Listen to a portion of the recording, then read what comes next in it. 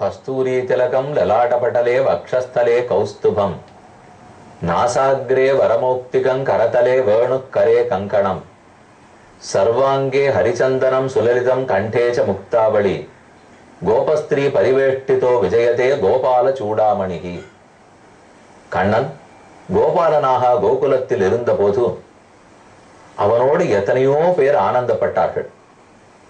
பெருமானுடைய வடிவழகு, அவனுடைய பேச்சு, அவன் பார்வை, அவனுடைய செய்கைகள் பெருமானுடைய இன்றியமையாதவையாக அவனுடைய பூங்குழல் புல்லாங்குழல் ஊதுதல், இது இத்தனையிலையும் மயங்காதவர்கள் இல்லை.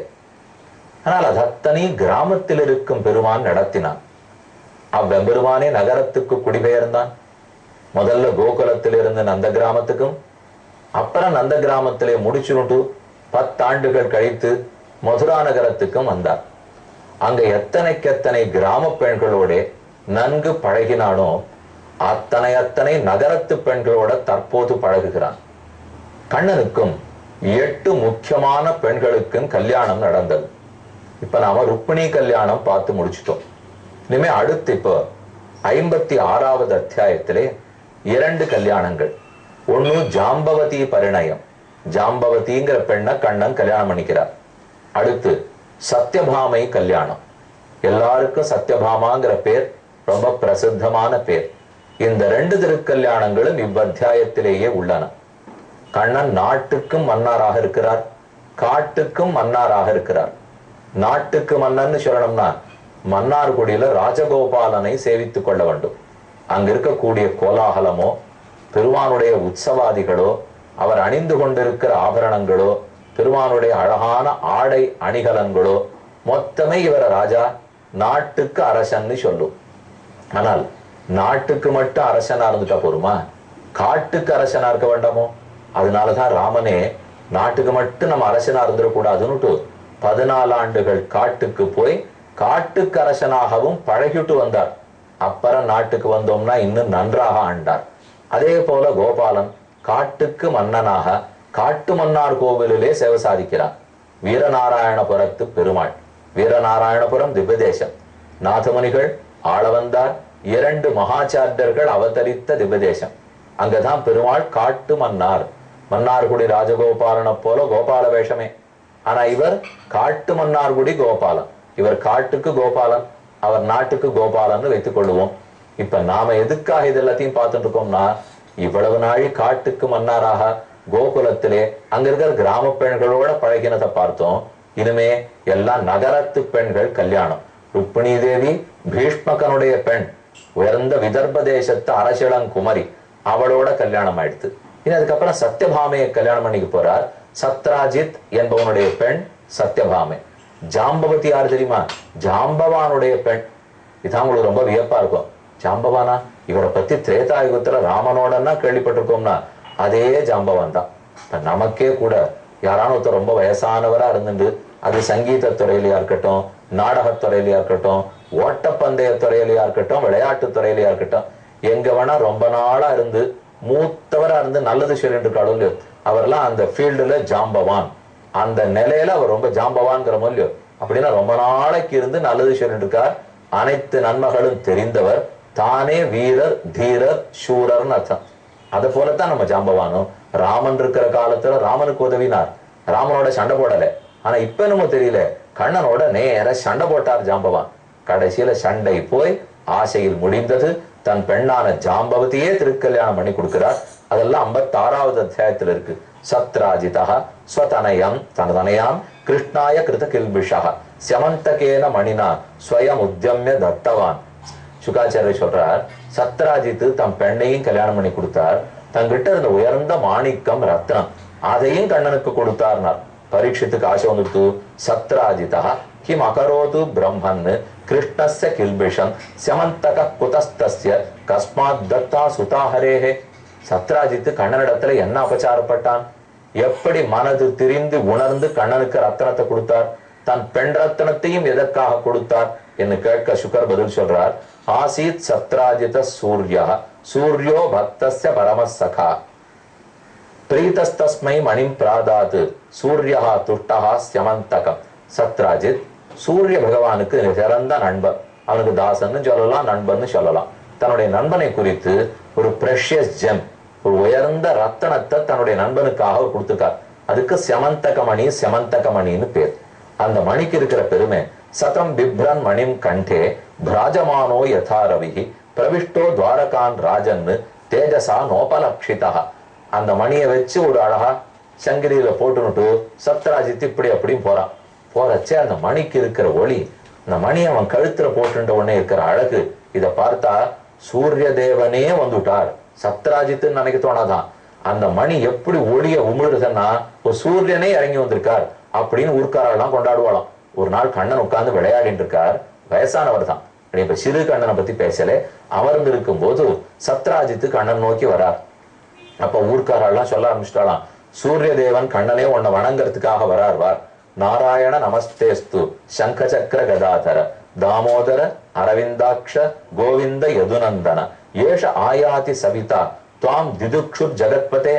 ஜகத்துக்கு பதியே, தாமரை கண்ணனே, தாமோதரனே, கோவிந்தனே, எதுகலத்திலே பிறந்தவனே, சங்க சக்கரத்தை தரித்தவனே, நாராயணனே, நமஸ்தே நமஸ்தே, உனக்கு வணக்கம் வணக்கம். உன்னை சேவிக்க வேணுங்கிற ஆசையோடே சூரிய தேவன் வருகிறான் போலும். மூஷ்ணன்னு கவஸ்தி சக்கரேன ரிணாம் சக்ஷூசுங்கி திக்மகு நன் வச்சந்தி தே மார்க்கம் திரிலோக்கியாம் விபுத ரிஷபாக. உன்னை எத்தனை ரிஷிகள்லாம் எங்கிருப்பாய்னு தேடுகிறார்கள். அப்படிப்பட்ட நீ கிடைத்தால் சூரியன் வணங்காமல் இருப்பனா? அதோ வருகிறான் பார் என்று மக்கள் அடையாளம் காட்ட கண்ணன் பார்த்தார். சிரிச்சுட்டே சொன்னார், இவன் சூரியன் இல்லே, இவன் சத்ராஜித்து. அவன் கழுத்துல போட்டு இருக்கிற மணி அப்படி ஒளிய உமிழறது. அதனால நீங்கள்லாம் சூரியன் நினைச்சுக்கிறீர்கள். அப்படி இல்லை. நிசம்ய பாலவச்சனம் பிரகஸ்ய அம்புஜலோச்சனா பிராகநாசௌ ரஹித் தேவக சத்ராஜின் மணினா ஜுவலன். இவன் சத்ராஜித்து, அவன் போட்டு இருக்கிற மணியினுடைய பிரபாவம் அது. அப்படியான பக்கத்துல இருக்கிறவா கேட்கிறா, அப்படி என்னதான் அந்த மணிக்கேற்றம்? அதுவா, அதை யார் வச்சிருக்காளோ நித்தப்படி 8 பாரம் தங்கம் கொடுக்கும். அது நிறைய கணக்கு சொல்லியிருக்கா. 1 பாரம் தங்கம்ங்கிறது இத்தனை 4 நெல்லளவு சேர்ந்துருதுன்னா ஒரு நிறை, 3 நிறை சேர்ந்ததுன்னா இவ்வளவு, அதுக்கப்புறம் தோலாங்கிறோம், அதுக்கப்புறம் கிராமுங்கிறோம். ஏதோ ஆங்கிலம் தமிழ் வெவ்வேறு எடை வச்சுருக்க முடியும். அது நல்ல பெரிய எடை, பாரம்னு ஒரு எடை. 8 பாரம் தங்கம் கொடுக்கும். பிரவிஷ்ய தேவ சதனே மணிம் விப்ரை நவேசயது தினே தினே ஸ்வர்ண பாரான் அஷ்டவ் சிருஜதி பிரபோ. தினே தினே ஒரு நாள் 8 பாரம்.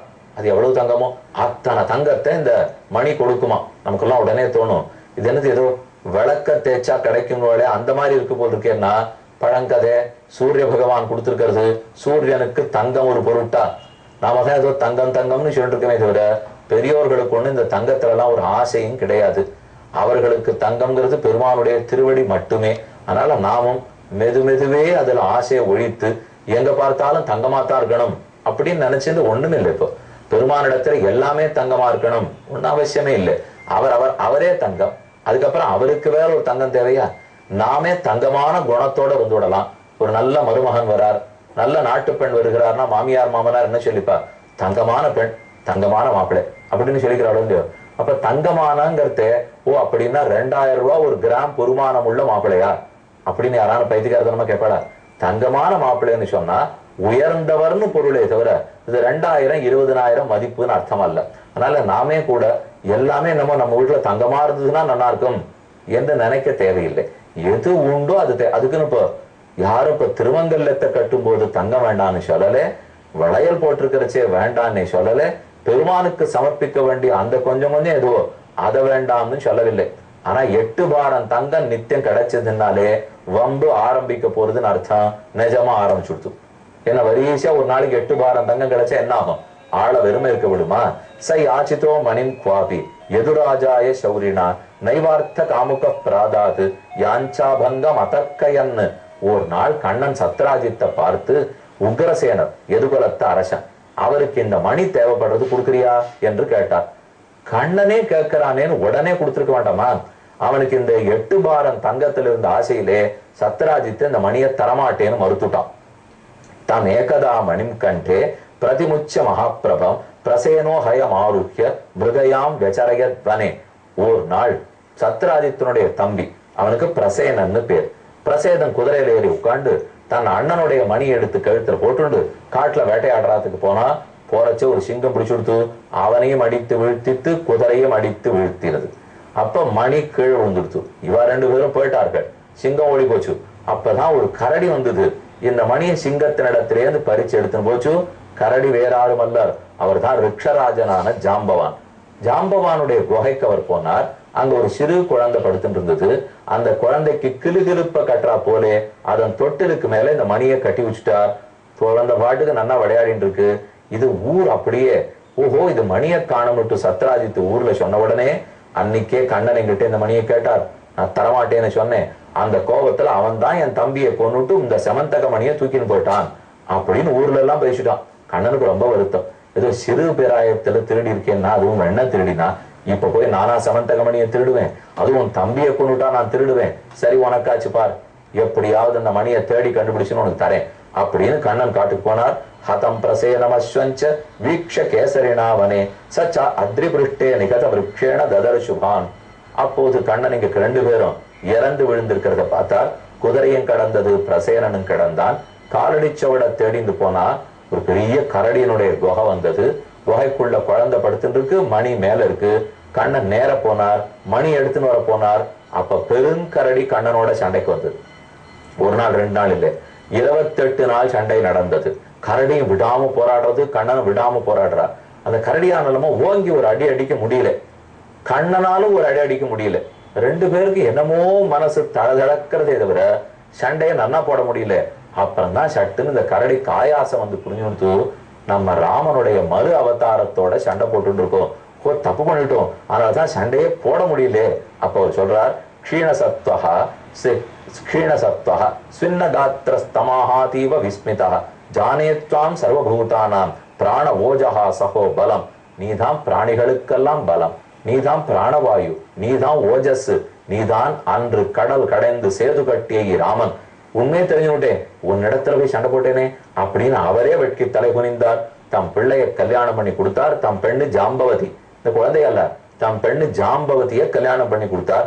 இத்யுக்தஹ ஸ்வாம் துஹிதரம் கன்யாம் ஜாம்பவதி முதா அருகணார்த்தம் ச மணினா கிருஷ்ணாய உபஜஹாரஹ. மணியும் கண்ணனிடத்துல கொடுத்தார், மணியான தம் பெண்ணையும் கொடுத்தார். இன்னைக்கு திருத்தங்கல்ல சேவிக்க போனோம்னால் சிவகாசி, அங்கிருந்து ஸ்ரீவில்லிபுத்தூர் போறோம், வழியில் தங்காலமலை, திருத்தங்கல், திருவான மகாலட்சுமி தாயார் பூமி தேவி நீலாதேவியோட போட்டியிட்டு கொண்டு பகவானை அடைவதற்காக திரு தங்கி தவம் புரிந்த மலை திருத்தங்கல் அப்படின்னு அந்த இடத்துக்கு பேர் வந்திருக்கு. நின்ன திருக்கோலத்துல நாச்சியார் அற்புதமா எழுந்தோடியிருக்கா. மேல படியேறி போனோம்னா வர்ண கலாபத்தோட பெருமாள் இருக்கா. நாச்சியார் கூடவே இருந்தாலும் ஜாம்பவதிக்கு தனி விக்கிரகம் அந்த திவதேசத்துலதான் நம்ம சேவித்துக் கொள்ளலாம். அப்ப திருத்தங்கல் அப்பன் அந்த பெருமாளும் ஸ்ரீவில்லிபுத்தூருக்கு 5 வருட சேவைக்காக எழுந்துள்ள பெருமாள். திருத்தங்கலில் ஜாம்பவதியோட பெருமாளை சேவிச்சுக்கலாம். சரின்னு ஜாம்பவதியை கல்யாணம் பண்ணி மணியை எடுத்துட்டு சத்ராஜித்திரத்துல கொண்டு மணியை கொடுத்தான் கண்ணன். அவருக்கு ரொம்ப வெக்கமா போச்சு. கடைசியில கண்ணனை போய் திருடன்னு சொல்லிட்டோமே, இதுக்கு ஒரே வழி, மணியும் கண்ணனிடத்திலே கொடுத்துருவோம், நம்முடைய பெண்மணியான சத்யபாமையும் கல்யாணம் பண்ணி கொடுப்போம். தாம் சத்யபாமாம் பகவான் உபயேமே யதாவிதி பகுபிர் யாச்சிதாம் சீல ரௌப ஔதார்ய குணான்விதாம் பகவானாக நமணிம் பிரதிச்சாமஹா வயம் நிருப தவாஸ்தாம் தேவபக்தஸ்ய வயஞ்ச பலபாகினா. அப்ப மணியை வேண்டான்னு மறுத்துட்டார். உங்ககிட்டே இருக்கட்டும் மணி, இதால எத்து பட்ட பாடலாம் போறோம், இனிமே வேண்டாம்னு மறுத்து கண்ணன் நினைச்சிருந்தார். எப்படி உனக்கு பிள்ளை கிடையாது, இருந்த ஒரு பெண்ணை நான் கல்யாணம் பண்ணிட்டு இருக்கேன், மொத்த ஸ்திரீ தனமா எனக்கு வந்துதான் ஆகணும். இதுலதான் பெருமாள் ரொம்ப சாமர்த்தியம். அவருக்குன்னு ஒரு சொத்து இல்லாட்டா கூட ஸ்ரீதேவி மகாலட்சுமியை கல்யாணம் பண்ணிடுவார், எல்லா சொத்தும் கிடைச்சிரும் இல்லையோ. அப்ப சத்யபாமையோடைய கூடின பெருமான் அனைவருக்கும் அருள் பாலித்துக் கொண்டிருக்கட்டும். மேலே பார்ப்போம்.